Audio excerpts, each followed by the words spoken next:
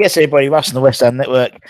Hope you're safe and well, and welcome to Hammer's Headlines in Association. No, that's it. I was trying to do it in a big foray. Hammer's Headlines Association with the KUMB.com boys. Although Graham and that lot's still out in Prague, so it's not going to be KUMB.com just yet. But anyway, have you all calmed down? Have you all stopped crying? Have you all stopped crying? Have you all managed to get back from either Prague or from the fans? What do we call it? A bus parade yesterday. It was absolutely mental, wasn't it? Absolutely mental. Really shows you the pull of this club can have. You know, I've been an emotional wreck since Wednesday night. Since Wednesday night, anytime I think about it, I start crying again. It's ridiculous. Grown man crying, but I think everyone was in the same boat. And now the hard work begins. That's the thing. It's almost like, you know, I was saying to someone the other day that it was actually yesterday in response to obviously the Sullivan comments and stuff like that, and obviously we spoke about this afternoon at lunchtime about apparently there's the Moyes crunch talks are happening today as well. Football's at 100 miles an hour. You don't have time to reflect. You don't have time to celebrate. Really, you've got to. It's the next thing, and you know, celebrating is fantastic, but you need to move forward, and you need to move forward at pace because a lot of these decisions we've made, or we are going to make, really dictate what we're going to do this season and in the pre-season. You know, we go to Australia in a month's time. I mean, Palafornas is married today. And whatever happens, things need to be sorted. Otherwise, we had a situation last year where we sort of had a lot of players come in probably too late in the transfer window, and then they're sort of 6 weeks, 8 weeks down the line than they should be. And we've hit the ground running, you know. And although, you know, in terms of key dates, I think it's on Monday. Monday is the 12th. Is the Premier League fixtures are going to be yeah, it is already. They will be released on 12th of June, I believe. So that'll be next week. The group stages draw for the Europa League. Don't say conference anymore for the time being. For the Europa League next season will be in September the 1st, and we will be the top seed, not only in the pot one, but we'll be top seed.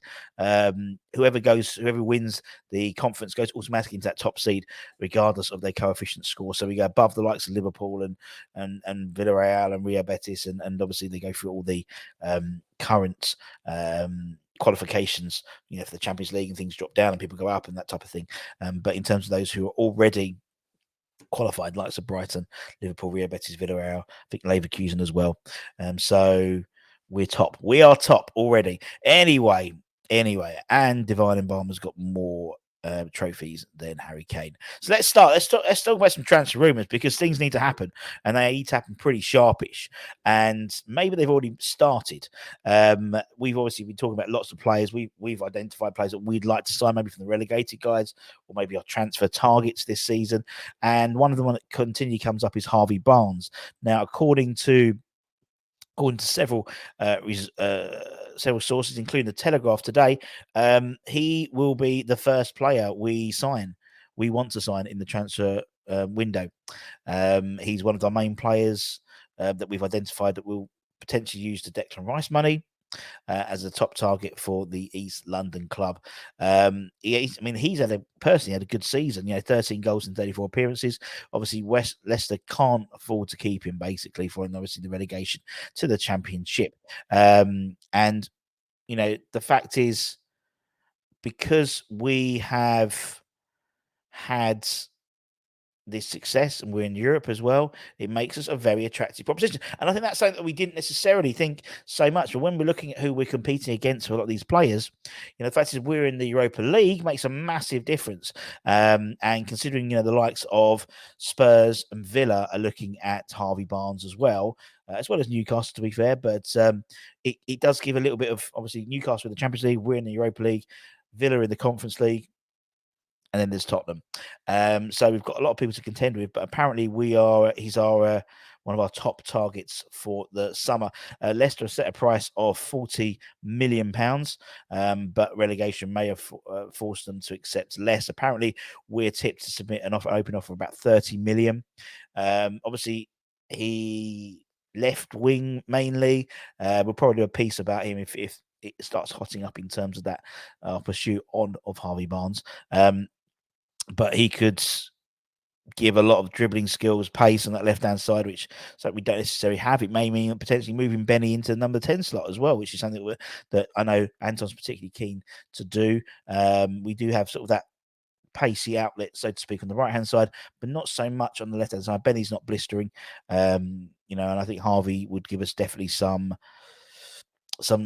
pace and some power. Really, he's quite a powerful runner. So, and a great cross of the ball as well, which is something which I think we need as well. Good pedigree, and he's played in all 3 European competitions with Leicester, and he's also got a cap for them as well. So, in terms of for England, so yeah, I think it'd be a great acquisition. 25, so he's just potentially getting to his peak. So for £30 million, I don't think you get it wrong at all. But I'm sure that price is going to be probably towards the 40, if not more, to be honest, once we get a bidding war involved, the number of teams involved.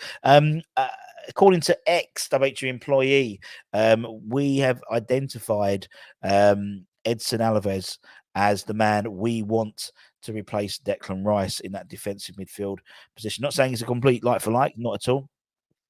But he is the guy we're looking to focus all of our sort of initially our defensive midfield solutions on. We face a lot of competition from Borussia Dortmund, who have just got 100 million, 103 million pound in the bank when Jude Bellingham makes his move to Real Madrid official. But according to Blint, he is one of our top priorities, and he reckons we're lining up a 30 million pound move to sign him. I mean, anyone who watches the Eredivisie, he's a great player. He's a great player, and I think he's an absolute powerhouse of a midfielder. Massive fan of his. We've been doing a lot of looking at the Eredivisie. We're looking at Feyenoord as well, and Ocon from obviously Arne Slot's side. So we've been looking at sort of those little midfield positions. But I think Alvarez he's got the power, he's got the physical attributes to be a really, really good Premier League player. 31 outings for the Dutch league this year. 25-year-old, 3 goals, 3 assists, average about 2.5 tackles, 1.5 interceptions, 2.5 clearances per game, 78% passes on average, and about 89-90% pass completion rate. And yeah, he's destined for the top. And I think, he's 25, I think, as well. He's a similar age to Harvey Barnes, I think. So, suited for that next level. And I think he would be an exceptional piece of business if we got that done.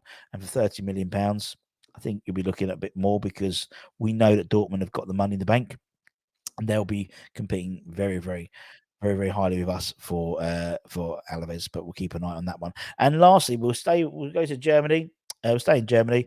Apparently, West Ham have reportedly made contact with the signing for the signing of Jonathan Tah from Bayer Leverkusen after the defender earned a place in the Europa League team of the season. We had 6 members in the Europa Conference League team of the season. Declan Rice was the player of the tournament. Tah helped the Bundesliga reach the semi-finals of the Europa League this season, in the process earning the adoration of the governing body's technical observers, who recently announced him and Roma's Chris Smalling as the 2 centre-backs for their team of the season.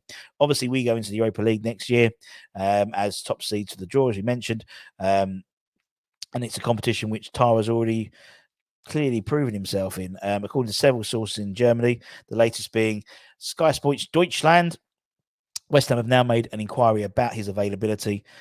He's under contract with Bayer Leverkusen for another 2 years.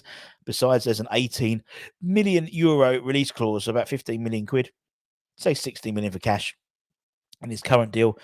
For a player who's 27, so he's in his prime, 15 million quid for Jonathan Tah is an absolute bargain. And the only slight fly in the ointment of me is, why is no one else taking up on it? If he's got a 18 million euro release clause, and he's that good, German international, team of the season, why has no one else gone in for him? So that's a slight sort of great player, powerhouse, big lad, would basically fill the void left by an Ogbonna, for example. That sort of big, powerful, centre back. And I think him, 3 or even 4 of, say, you've got Aged, you've got Zuma, you've got Jonathan Tah, who would probably go in as Zuma's replacement when he gets injured, because he will do. You'll get 25 games maybe out of Zuma if you're lucky. And then Tilo Kehrer as a 4, that's very, very impressive. Plus, you've got the likes of the guys coming through. You've got Casey coming through for the 18s and 23s. You've got Louise Howe as well. Plus, so there's a nice pool. And I think 15 million quid, this guy's an absolute bargain. And all 3 of them players for less than what Declan Rice is worth. Anyway, let me know what you think. We've got loads of stuff coming up, loads of fallout from obviously Wednesday, and loads of content coming out. Holly will be back from Prague as well, so we'll have a chat with her and all that type of stuff.